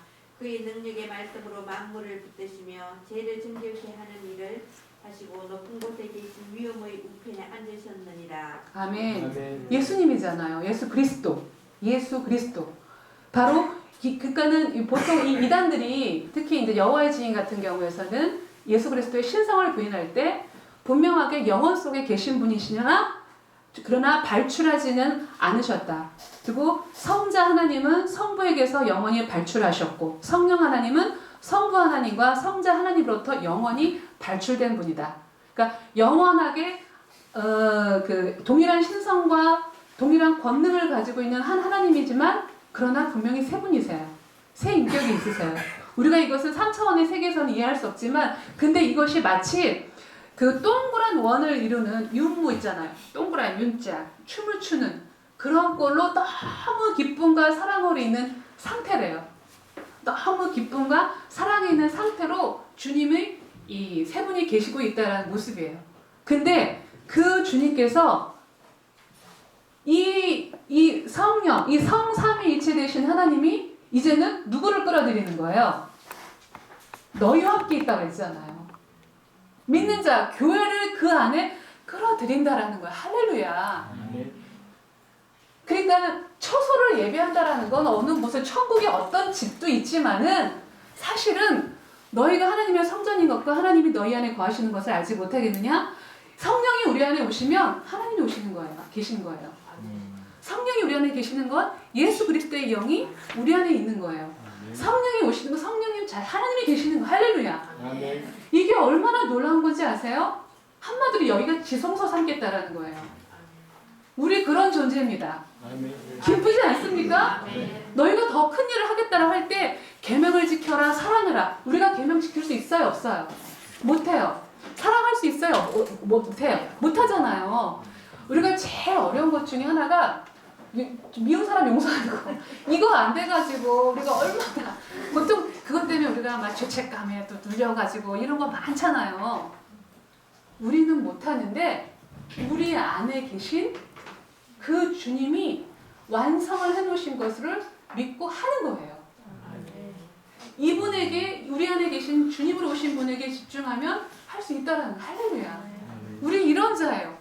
그까짓 거 뭐 돈 좀 못 번다고 뭐가 좀 안 됐다고 우리가 뭐 애들 뭐가 잘 또 시덥지 않다고 이걸로 남편이 나 핍박한다고 이런 걸로 우리가 존재가 아니에요. 우리가 다른 차원을 사는 사람들이에요.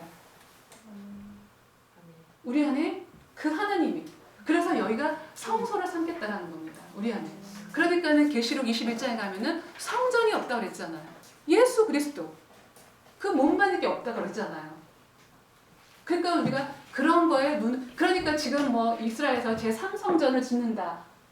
몰라. 김종철 감독이 어떻게 내용을 줬는지는 모르겠지만 그건 우상 숭배예요. 분명하게 알아야 될 거 그 3성전에서 나오는 모든 것은 거긴 예수님 없어요. 우상 숭배하는 거예요.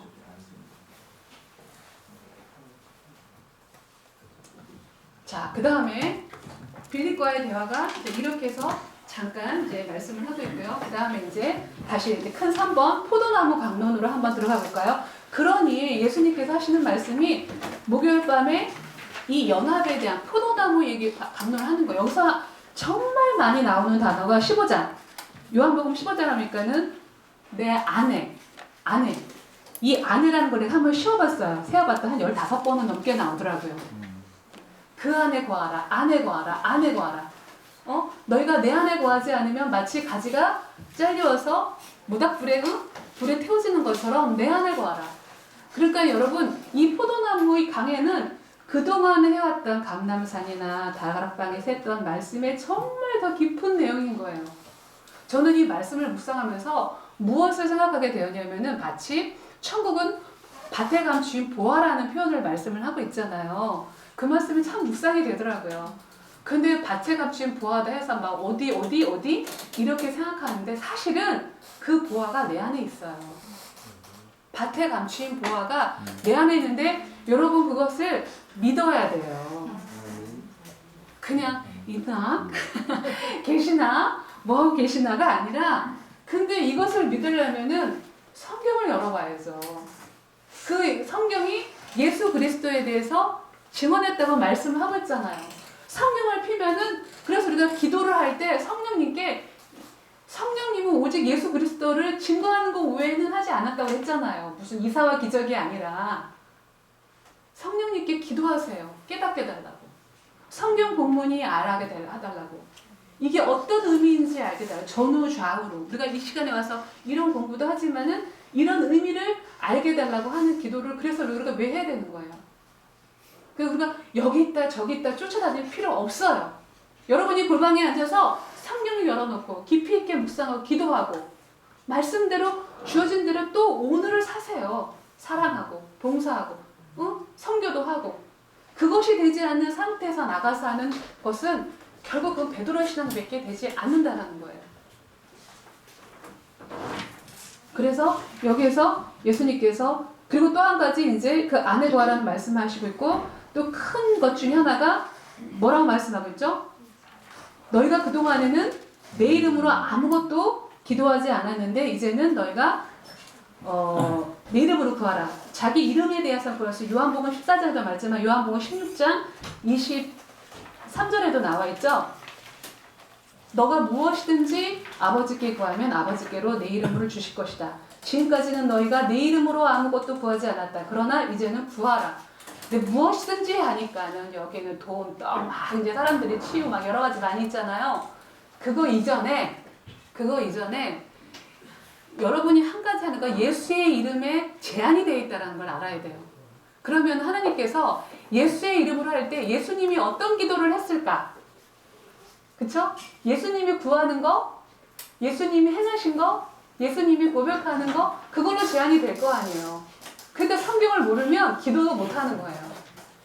성경을 모르면 예수님을 모르니까 엉뚱한 것을 이단 잡교 구하는 것처럼 엉뚱한 것이 기복신앙에 빠질 수 있는 게 너무나도 많아요. 그러니까 이런 본문 안에서 이 말씀을 근데 이것만 딱 뽑아가지고 그냥 구하라고 했으니까 40일, 50일, 뭐 100일 작전기도 그냥 구하라 이렇게 말을 하잖아. 잘못된 거죠. 잘못 가르치고 있는 내용인 것을 보게 됩니다. 그 다음에 3번에 보니까 계속해서 약속, 더블 체크 하시는데 뭐냐? 다른 게 아니라 이제는 그 성령님을 보내신다. 성령, 이것을 본문은 오늘 찾지는 않겠습니다. 성령님을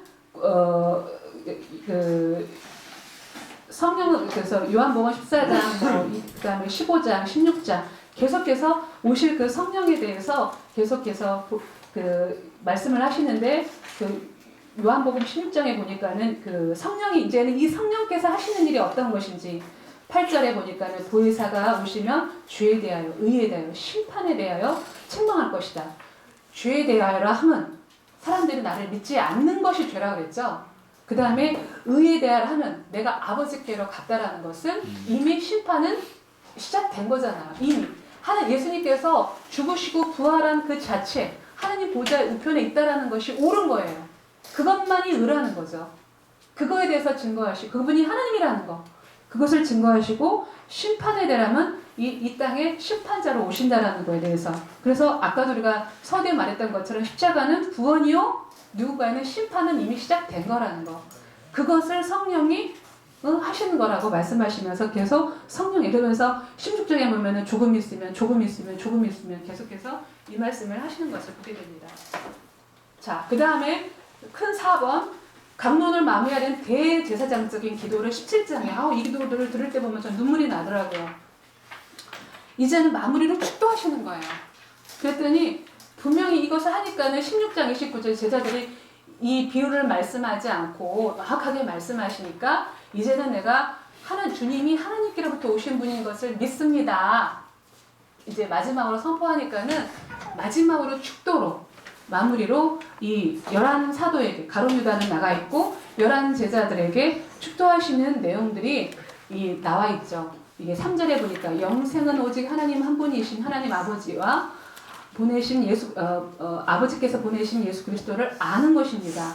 나는 아버지께서 맡겨주신 일을 다 완성해 이 땅에서 아버지께 영광을 돌려드렸습니다. 아버지여 창세전에 내가 아버지 함께 있었던 그 영광으로 이제 아버지 앞에 나를 영광되게 하소서.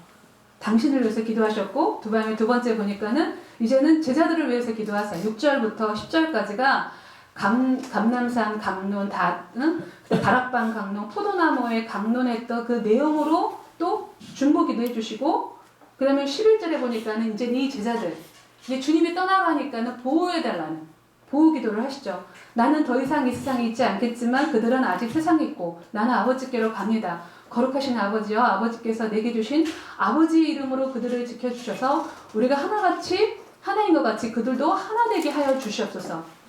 그 다음에 20절, 21절에 보니까 이제는 이들만이 아니라 내 기도는 이 사람들만을 위한 것이 아니라 이 사람들이 전하는 말을 듣고 나를 믿는 모든 사람들을 위해서도 기도하는 것입니다. 그들도 우리와 함께 하여 주시옵소서.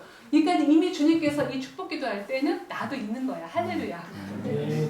우리가 12제자면 11제자면 있는 게 아니라 나도 위에서 거기 지금 기름 부음을 받고 있는 거예요. 그 축복 기도 제사장적 기도를 하시고 나서 겟셋마네 동산으로 올라가시죠. 올라가시고서 자 겟셋마네 동산으로 올라가셔서 뭐 제자들이 물론 좀 잠을 잤지만 그러고 나서 이제 잡히시는데 자 여기에서 우리가 한 가지 이 본문에서 마태복음 26장 5절에 보면은요 어떤 본문이 나오냐면은 아까 우리가 처음 분위기가 어떤 분위기라고 했어요. 모든 백성들이 온 열광을 하니까는 도저히 막 우리가 살릴 수 있는 게 없구나. 그러니까는 이때 만약에 예수를 잡아 죽이면은 밀란이 날까 두려우니 지금 이 제사장들하고 이 기득권들은요, 이번 명절에는 죽이지 말자가 여론이었어요. 마태복음 26장 5절에 나와요. 근데 죽이지 말자고 했는데 다음날 죽잖아요. 그럼 이게 누구 때문이에요? 뭐가 있었기에? 그렇죠. 가룟 유다가 예수님을 꼰지른 거예요, 한마디로. 원래는 제사장들은 이번 명절에는 죽이려고 하지 않았어요. 그런데 가룟 유다가 등장하는 거예요. 가룟 유다가 우리가 지난주에 배웠잖아요. 오병이어 때부터 마음을 바꿨잖아요. 어떻게 보면 12제자 중에서 유일하게 이 땅에서 예수혁명 안 일어날 거라고 분별했던 유일한 사람이에요. 어떻게 보면은 분명히 예루살렘 가면은 예수혁명 일어나지 않을 거라고 생각했어요. 그러니까 그때부터 마음을 바꿔놓고 예수님께서 제자들에게도 막 이렇게 죽는다 하니까 나가버리고 나가서 예수님을 판 거 아니에요.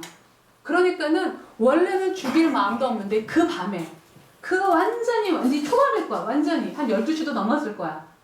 그럴 때 갑자기 쥐도새도 모르게 죽일 수 있는 절호의 기회가 생긴 거예요. 항상 군중 속에서 예수님이 어디 있는지 몰랐거든. 그런데 어디 있는지 가룟 유다는 알잖아. 그래서 끌고 간 거예요.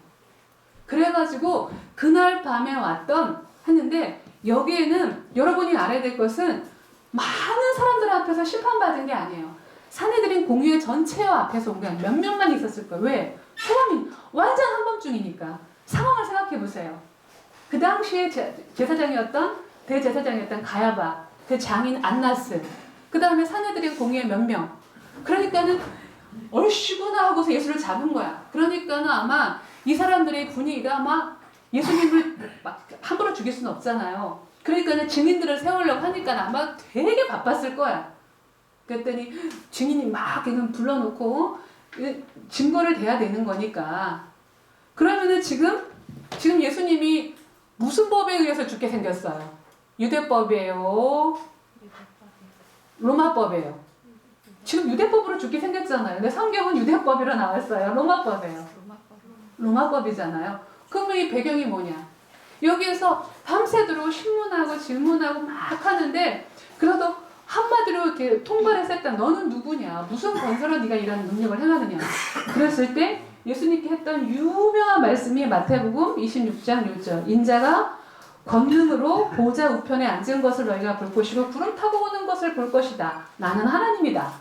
말하니까 제사장이 옷을 찢어버리고 더 필요 없다. 가지고 일사천리를 죽이려고 보니까는 여기서 보니까는 사실 이것도 위법이에요. 사내들인 공익법에도 이렇게 막 그냥 이 불법으로 지금 하는 거야, 이것도. 그러니까 이게 그날 십자가 사건은 어디 예정된 게 아니라 갑자기 순간적으로 일어났던 그냥 사건이라는 것을 알아야 돼요.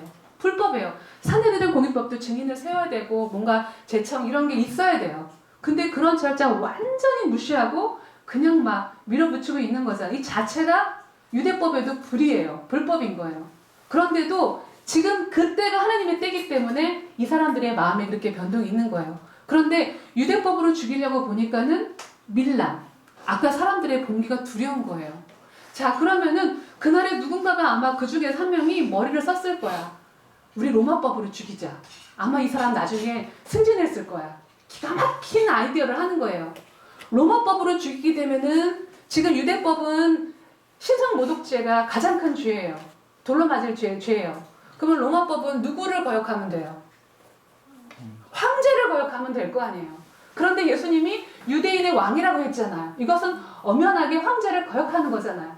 그래서 빌라도에게 끌고 가는 거예요. 그래서 빌라도에게 끌고 갔어요. 그러니까는 빌라도에게 끌고 가니까는 보니까는 네가 유대인의 왕이냐? 그랬더니 유대인의 왕이다. 창세기, 창출, 민수, 사사왕부터 끝까지 왔던 하나님의 이 나라의 왕, 이스라엘의 왕, 왕이라고 말했더니 말씀을 그 빌라도 앞에서도 딱 나는 유대인의 왕이다. 그런데 가만 보니까 이게 종교적인 문제이지 정치적인 건 아니라는 걸 분별을 했어요. 그 골치 아픈 거야. 그러니까 누구한테 데리고 가요? 헤롯에게 데려가죠. 헤롯에게. 근데 이 헤롯이 왜 헤롯에게 데려갔을까요? 예수님이 갈릴리 사람이니까. 근데 갈릴리의 분봉왕이 누구예요? 헤롯 안티파스잖아요. 그래서 헤롯에게 데려간 거예요. 근데 여러분이 여기서 아셔야 될 게 헤롯은 저 갈릴리인데 그럼 예수님이 갈릴리까지 갔다 왔을까? 그게 아니라 그 당시가 6월절기이면은 여기서 보시는 것과 같이 절기를 지키러 와요. 그러면은 이 절기 동안에 빌라도의 관저가 있고 헤롯의 관저가 있는 거예요. 같은 성 안에 빌라도의 관저가 있고 헤롯의 관저가 있어요. 이때는 다 이 안에 잠깐 무슨 지방의 무슨 처소처럼 잠깐 파견이 되는 거예요. 그러니까 우리가 여기서 갈릴리까지 간 게 아니라 잠깐 거기 안에서 왔다 갔다 한 거예요. 근데 헤롯한테 갔더니 헤롯이 예수를 너무 보고 싶었거든. 왜? 너무 기사이정하니까 그러니까 너 내 앞에서 한번 기적을 해봐. 그러니까 마치 묘기대행진처럼 한번 해봐. 무슨 뭘 보듯이. 그러니까 하도 어이가 없으니까 예수님께 여기서 묵비권 말도 대답도 안 하시잖아요. 대답을 안 하세요. 너무 어이가 없으니까. 그러니까 재미없다. 그래서 다시 빌라도에게 다시 보내는 거예요. 그랬더니 빌라도에 갔더니 예수님은 죄가 없다라는 거 알아요. 부인이 꿈도 꿔서 이 사람 심판하지 말라고 하잖아요. 그랬더니 여기서 그 제자 사람들이 네가 만약에 이 예수를 죽이지 않으면 너는 황제에게 거역하는 거다. 너를 그 황제에게 꼰지르겠다 이거예요. 그러니까 또 걱정이 되잖아. 그러니까는 빌라도는 손을 씻죠. 나 죄 없다. 그랬더니 그 그룹들이 뭐라고 말을 해요? 그 죄의 값을 우리와 자자손손 받겠다라고 예언적인 기도를 하잖아요. 내가 얼마나 유대인들이 고생을 합니까? 이 기도 때문에. 이런 제사장이 그런 기도를 그런 말을 선포를 했으니. 그러니까는 그러한 것으로 선포를 하잖아요. 그러니까는 한 번 더 기회를 줬던 게 바라바와 예수 중에 누구를 풀 것이냐. 바라바요 하잖아요. 근데 여기서 알았을 때 우리가 패션 오브 크라이스트 영화에 보면은 바라바요 할 때 많은 군중이 온 걸로 영화가 되어 있죠. 맞을까요? 틀릴까요? 틀린 거예요. 우리가 여기서 이 오해가 되는 게 뭐냐면은 마치 예수님은 지금 이 사건은 민중은 몰라요. 자고 있어요. 자고 있는 거예요. 지금 몇 명의 제사장들, 바리새인들, 대제사장, 사내들은 몇 명의 공의율은 없는 거예요. 그런데 이 본문 때문에 기독교 2000년 역사상 계속해서 예수님은 유대인이 죽였다. 이래가지고 얼마나 많이 핍박을 교회사에서 유대인들에게 했던 것들이 잘못된 오해된 거예요. 그러니까 그 영화도 그런 식으로 나오는 거야. 몇 명만 한 거예요. 몇 명만. 그렇게 그러고 나서 예수님을 정말 이게 바로 비아 돌로로사. 볼까요? 지금 베다니에서 왔고 만찬식을 하셨고 최후의 만찬 보이나요 지금 이게? 네. 최후의 만찬을 다락방에서 하셨고 겟셋마네 동산에 가서 기도하시고 그리고 가야바 이 집에 와가지고 심판을 받고 빌라도 관자 갔다가 헤롯 궁전 갔다가 이제는 그 다음 날 이게 비아돌로 빨간 길이 비아돌로사거든요. 근데 성문 밖에서 지금 달리신 거예요. 사실은 여기 어디 근처예요. 하는데 그리고 가룟 유다는 여기 흰놈 골짜기 여기 어디에서 목마르다 죽었고 예수님은 성문 밖에서 돌아가셨다고 했잖아요. 그래서 이 비아돌로사 이번에 이스라엘 가보시면 여기 한번 가보세요. 하시는데 수단의 길을 가시는데 그러면 그 새벽 아침에 9시에 달리셨으니까 모든 심판을 받으시고 한 8시쯤 됐을 때부터 십자가 끌고 가신 거 아니에요. 그러니까는 많은 백성들의 마음에는 이게 뭐지? 분명히 막 왕이었었는데 그러니까 어떤 영문이든 모르고 그냥 가는 그런 분위기였을 거예요. 그리고 주님은 십자가에 달리시고 죽으셨죠. 그리고 오후 3시에 죽으시는데 3시쯤에 됐을 때 주님께서 워낙에 워낙에 사역도 막 기진맥진 하신 데다가 신문을 밤새도록 받았기 때문에 아마 성경 말씀대로 딱 한 6시간 정도 해서 돌아가셨는데, 그러니까는 원래는 그날이 안식이래요. 그러면 시체를 빨리 치워대잖아요. 가지고 보통 팔다리를 이렇게 꺾어버리는데 예수님이 죽었어. 그래서 옆구리를 찔러가지고 그 물, 피 그냥 나머지 거 다 그냥 나온 거 아니에요. 그러니까 이 물은 초막절에서 말하는 물이기도 하죠. 그래서 이 물과 피를 다 쏟으시고 죽으신 거예요. 죽으시고 나서 여기서 이제는 그리고 막 그날이 안식이기 때문에 대충 천으로 둘둘둘둘 말아가지고 대충 해는 거예요. 대충. 왜냐면은 유대인들은 5시, 4시 이후부터는 움직이면 안 되거든요. 그러니까 3시에 돌아가니까 빨리 내려가지고 마침 아리마대 요셉 요셉의 그 무덤이 있는 거 알고 대충 예수님을 돌돌돌 말아가지고 대충 그냥 거기다가 그 동굴에다 놓고서, 그러니까 3일째 부활절날, 부활절날이 아니라 일요일날 아침 새벽에 왜 그 마리아와 세 여자들이 가냐면은 제대로 이제는 좀 이제 저기 장례를 치르려고 그렇게 향품과 이런 걸 가져간 거예요. 그래서 주님께서 죽으셨던 부활과 이것은 다음 주에 하는데, 근데 여기서 하나만 더 마무리를 할 게, 여기서 여러분은 한 사람을 좀 봐야 돼요. 누군가 한 사람의 제일 처절할 한 사람을 클로즈업을 하고 저는 마무리를 하고 싶어요. 저는 베드로를 이 시간에 클로즈업을 하고 싶어요. 자, 이때 베드로가 어땠을까요? 아마 어디 처박혀가지고 어땠을까요? 울었을 때 큰 소리로 울었을까요? 소리도 못 내고 울었을까요? 그렇죠. 소리도 못 내고 그러는데 아마 그 뱃속에서부터 터져나오는 통곡이었을 거예요. 그렇겠죠. 베드로가 어땠을까를 한번 생각을 해보세요. 통곡을 하면서, 그러면서, 근데 이 베드로는 우리가 알아야 되는 게 정말 이스라엘 사람이에요. 이스라엘의 회복을 원했어요. 그리고 평생을 이스라엘의 그 구원자가 나타나서 이 땅에 이스라엘의 그 성경에서 예언했던 유토피아, 하나님의 나라, 그 왕국, 성경대로 그것을 정말 믿었고 그분이 예수님이라는 걸 확신을 했어요. 그러니까 베드로가 3번 부인할 거다 했는데도 칼차고 끝까지 관전까지 쫓아간 거 아니에요. 믿었으니까. 분위기는 심상치는 않은데, 분명하게 예수님께서 그래도 뭔가 하시겠지 하고 끝까지 쫓아간 거예요. 갔는데 근데 분위기가 예수님께서 막 맞는 거야. 맞고 계시니까 이 왜 이러지? 뭐지? 하고 있는데 어떤 여종이 와가지고 너도 예수님 믿지? 아니다. 너 갈릴 사람이지? 아니다. 내가 너랑 함께 있는 거 믿었는데, 그랬더니 나중에 저주하면서 부인을 하잖아요. 그런데 예수님께서 이제 보니까는 죽어버리신 거예요. 그랬을 때 베드로에게는 공황 상태가 왔을 거예요. 이건 뭐지? 내가 지금 여지껏 3년 동안 쫓아다녔던 건 도대체 뭔가? 이것의 의미는 뭔가? 이걸로 끝나는가? 라는 걸 할 때 여기서 베드로가 정말 처음으로 한번 직면했던 건 죽음이라는 거. 죽음. 그 여종한테 부인했던 건 죽을까봐 그랬거든요. 자기도 죽을까봐. 죽음이라는 문제가 직면했다라는 것을 알아야 돼요.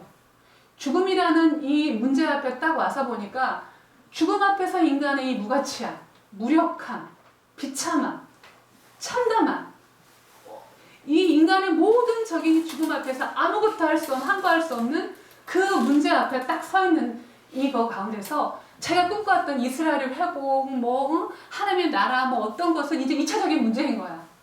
이게 중요한 게 아닌 거야, 이게. 이 죽음의 문제가 뭔가. 거기에서 절규했을 거예요, 아마. 그런 자신에 대해서.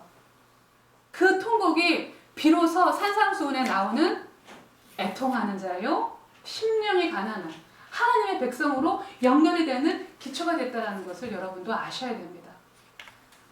그래서 이 베드로의 부분도 우리가 어떻게 보면 우리의 문제, 이 십자가 앞에서 이 죽음의 문제, 오늘도 강론에서 마지막 때가 아니라 그 문제가 오늘의 문제, 나의 문제가 되지 않는다고 한다면 나는 하나님의 사람이 아닐 수가 있어요.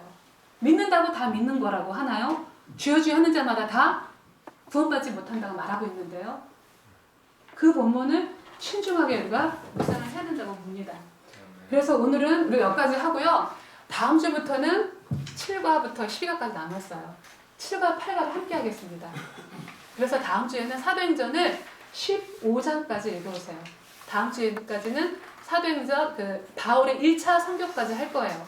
책보다는 이제 지도를 많이 보면서 할 거기 때문에 여러분께서는 이제는 복음서는 막 여기 갔다 저기 갔다 왔다 갔다 읽으니까 그랬을지 모르겠지만은 사도행전부터는 쭉 읽으면 돼요. 특히 15장까지 그렇게 어렵지 않아요. 읽어보세요. 3차 전도행이 조금 어려워요. 그때는 좀 집중을 하더라도 해야 될 거니까는 다음 주에는 꼭 본문 읽어오시고 같이 묵상하도록 하겠습니다. 기도하겠습니다. 주님 감사합니다. 오늘 주님의 마지막 유언과 같은 이 설교 내용들을 보게 되면서 정말 주님이 이 땅에 오신 것이 우리 죄를 위해서 완전하게 대속하고 영원한 자유인으로 영원한 하나님의 나라의 자녀로 그 백성으로 살게 하시기 위한 뜻이었음을 보게 되었습니다. 주님, 그 당시에 제자들이 혼란스러웠던 것처럼 우리도 때로는 신앙생활에 혼란함이 있겠지만 그러나 주님 우리 안에 믿음을 더하여 주시옵소서. 믿음을 열어주셔서 우리 안에 지성소로 이미 이 처소로 오신 그 성삼위의 하나님을 보게 하시고 열어주시고 듣게 하셔서 우리가 날마다 순종하는 삶이 되게 하시고 주님을 따라가는 그 일생이 될 수 있도록 인도하여 주시기를 간절히 바라고 원하옵나이다. 그러므로 말미암아 하나님의 뜻대로 더 큰 일을 우리가 행하는 이 땅 가운데 할 수 있는 저희들이 될 수 있도록 축복하여 주시옵소서. 오늘도 이 말씀을 통하여서 우리의 죽음의 문제와 영원한 이 생명에 대해서 더 깊이 있게 묵상하며 나갈 수 있는 저희들이 될 수 있도록 이끌어 주시옵소서. 예수님의 이름으로 기도하였습니다. 아멘. 감사합니다.